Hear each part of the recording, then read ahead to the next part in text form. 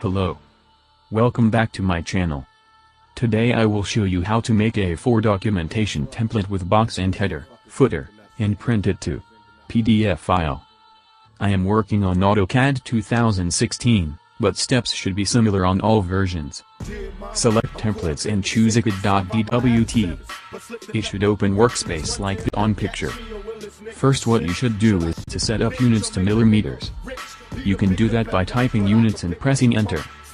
Then you should get this window opened, select millimeters and press OK. After that you should set up your snap settings. Snap settings are marked with a red circle on picture. Right click on it to enter setup. Then you should get a window open. Your window should be set up like mine. Now we can start drawing. First go to Home tab and choose Line tool. Now to make first point press on 0, 0 coordinate, move tool up and write 297 our A4 paper height. After this step you have one side of our paper frame drawn.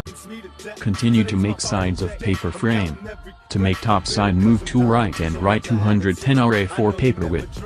Next step move tool down, write 297 and final step move tool left and write 210. Paper frame is drawn. Next step is to draw box frame, that is offset by 25 mm from left paper side and 5 mm of every other paper side.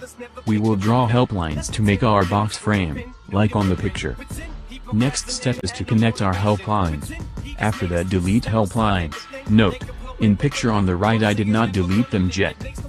Now we move on to drawing footer box. Height of footer box is 5 mm and it is 180 mm wide. First column is 70 mm wide, second is 70 mm wide and third is 40 cm wide.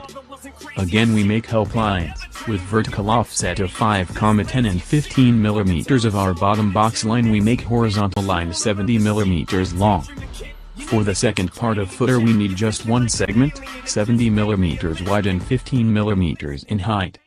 For the last part of footer we need two segments, 40 mm wide and 7.5 mm in height. Now it's time to add text, with text command.